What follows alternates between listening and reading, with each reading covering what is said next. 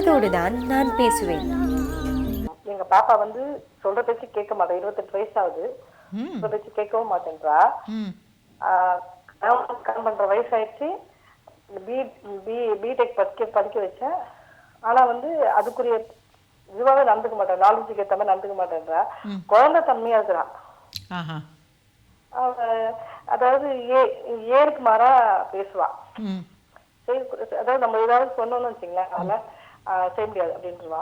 அதாவது எனக்கு என்ன தெரியும், எனக்கு நீ அட்வைஸ் பண்றியா அப்படின்ற மாதிரி ரொம்ப கஷ்டமா இருக்கு மேடம். வேலைக்கு போகலையாம்மா?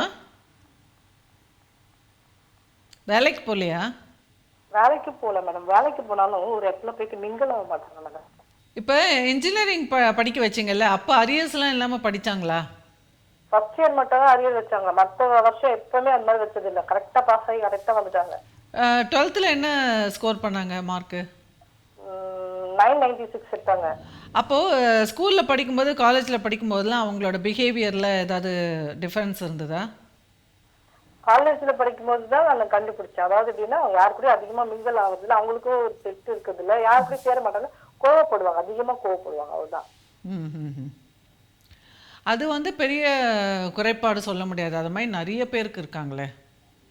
எனக்கே கோவம் வரும். நானும் அது குறைபாடு சொல்றது மேடம். அதாவது எப்படின்னா, ஏதாவது தப்புமா இந்த மாதிரி செய்யக்கூடாது, இந்த மாதிரி தான் செய்யணும் அப்படின்னு சொன்னா எனக்கு தெரியும் அப்படின்ற மாதிரி தான் அவங்க இருக்காங்க. அவங்க சொன்னா எனக்கு தெரியும். ஆனால் ஏன் வேலைக்கு போகல? அதுதான் இப்போ படிக்க வச்சிருக்கீங்க. இப்போ 7 வருஷமா வீட்லேயே உட்காந்துருக்காங்க.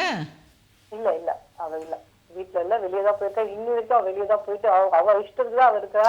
இல்லை இல்லை, வேலைக்கு போகாமல் வீட்டில் இருக்காளான்னு கேட்குறேன். ஆமா, இப்போதைக்கு வீட்டில் தான் இருந்துட்டு ஏதோ அவங்க இந்த செல்போன்ல ஏதோ அவங்க துணிலாம் விற்கிறது அதெல்லாம் பண்ணிட்டு இருக்காங்க. ப்ராஜெக்ட்ல. எவ்வளோ வருஷமா அந்த மாதிரி ஆன்லைனில் வேலை பார்க்குறேன்? இப்போதான் பண்றாங்க. ஒரு 6 மாசமா. அதுக்கு முன்னாடி வரைக்கும் வேலைக்கே போகலையாம்மா? டிகிரி முடிச்சதுக்கப்புறம் வேலைக்கே போகலையா? போனாங்க மேடம். அது 12ல முடிச்சாங்க. 2012 12ல முடிச்சுட்டு எவ்வளோ வருஷம் வேலைக்கு போனாங்க? பிபிஓ போனாங்க. பிபிஓ நைட் ஷிஃப்ட் தான் அவங்களுக்கு கிடைச்சது. அதான் எவ்வளோ வருஷம் வேலைக்கு போனாங்க? அவங்க போனாங்க ஒரு 4-5 வருஷம் போனாங்க. ஒரு கம்பெனி கூட 1 வருஷமா அவங்க முழுசா இருக்க மாட்டாங்க. திரும்ப அவங்க அடுத்த கம்பெனிக்கு போயிட்டே இருந்தாங்க. அது கான்ட்ராக்ட் அவங்க முடிச்சு மாற்றிட்டாங்களா, இல்லை இவங்களே வேலையை விட்டுட்டு மாறுவாங்களா? அவங்க வந்து இவங்க நடந்துக்கிறதாலையோ ஏதோ இவங்க டென்ஷன் ஆகுறதுலையோ ஏதோ அவங்க வந்து கரெக்டாக அந்த வேலை வந்து பர்ஃபெக்டாக இருக்காதுன்னு சொல்லிட்டு அவங்க அமைச்சப்படுது. ஸோ அவங்க உடனே வேற கம்பெனியில் அது மாதிரி வேலை மாற்றி ஒவ்வொரு கம்பெனியாக வேலை பார்த்துட்டு இருந்தாங்க. ஆமா, அப்படிதான். சரி, அப்போ வேலை பார்க்கும் போதெல்லாம் காசு உங்கள் கையில் கொடுப்பாங்களா? கரெக்டாக கொடுத்துருவாங்க. அதாவது காசு என்கிட்ட கொடுப்பாங்கன்னா அவங்க ஒரு 10 கொடுப்பாங்க, 15 கொடுப்பாங்க, மீதி அவங்க செலவுக்கு வச்சுப்பாங்க. எவ்வளோ சேலரி வாங்கிட்டு இருந்தாங்க? 20 வாங்கியிருந்தாங்க. ஒரு இடத்துல 18 வாங்கியிருந்தாங்க. சேலரி நான் பார்த்தது இல்லை. அவங்க சொல்லுவாங்க 18 வாங்குற மாதிரி. சரி, குழந்தை நைட்டெல்லாம் போயிட்டு வேலை செய்ய இருக்கட்டும், ஏதோ அது செலவுக்கு ஏதோ எடுத்துக்குவோம். அப்புறம் வந்து இது ட்ரெஸ் எடுத்து கொடுக்காத, இனிமே நீ வந்து குழந்தை மாதிரி வந்து எனக்கு எல்லாம் எடுத்து கொடுக்காத அப்படின்லாம் சொன்னாங்க. சரி அப்படிதானா, சரி எப்படிதான் எடுக்கிறா பார்க்கலாமே சொல்லிட்டு நானும் விட்டுட்டேன். அப்படியே அவ வந்து அந்த ட்ரெஸ்ஸிங் நிறைய இந்த அவள் திரும்புறது எல்லாமே இந்த ஷர்ட்டு, இந்த இது அந்த மாதிரிதான். ஒரு இது வரைக்கும் புடவைய கத்துக்கல. ஒரு நான் பாவ சட்டியே சரியாக போடல. எதையுமே நான் பார்க்கல. என்னை பொறுத்த வரைக்கும் அவள் இஷ்டமா தான் இருக்கிறா. அவளை நான் வந்து வற்புறுத்தினாலும் ரொம்ப டென்ஷன் ஆகல, ஒரு மாதிரி நடந்துக்கிறா. அது எனக்கு ஒண்ணுமே புரியல. அது என்ன சொல்றதுன்னு தெரியல மேடம். அதாவது அவங்களை வந்து எப்படி அவங்க வழி கொண்டு வருது, அவங்க கிட்ட நான் எப்படி நடந்துக்கிறது. என்ன வேணும்னு நினைக்கிறீங்க? இப்போ அவளுக்கு கல்யாணம் பண்ணி வைக்கணும்னு நினைக்கிறீங்களா? அவன் ஆசைப்படுற ஆளே கல்யாணம் பண்ணி வைக்கிறேன். ஆனா அந்த ஆசைப்படுற அந்த ஆள், அந்த பையன் வந்து என்கிட்ட சொல்றது இல்லைன்னா இவங்க வந்து ஏன் அப்படி இருக்காங்க?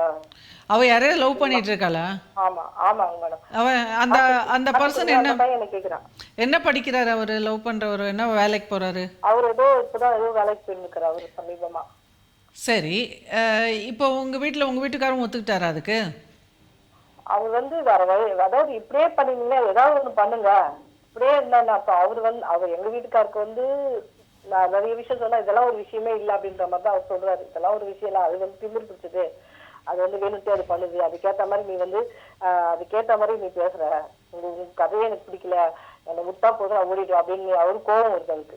ஆமா, எனக்கு என்னவோ உங்க அதாவது உங்க மகள் வந்து வேற மாதிரி இருக்கா. அவ கொஞ்சம் மாடர்னா இருக்கா, அவ கொஞ்சம் மாடர்ன் தாட்ஸ் இருக்கு. அதனால உங்க 2 பேருக்கும் ஒத்து போக மாட்டேங்குது. இப்போ நீங்க இது ஒன்றும் பெரிய பிரச்சனையா நீங்க எடுத்துக்கவே வேண்டான்னு தோணுது. அவ தான் அவளுக்கு எல்லாம் தெரியும்.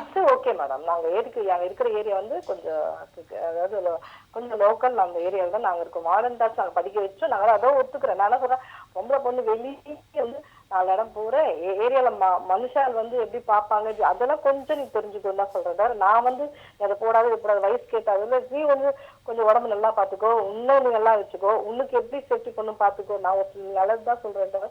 அவ எதையுமே கேட்டா நான் கொஞ்சம் ஷார்ப்பா கோவமா சொல்றேன். எனக்கு வயசு 50 எனக்கு நான் சொல்றேன், நான் இல்லைன்னா நீ தனியா இருந்திருப்ப. பைராங்கொலி ரொம்ப பயப்படுறான், ரொம்ப சில விஷயத்துக்கு பயப்படுறான், தனியா இருக்க கூட பயப்படுறான்.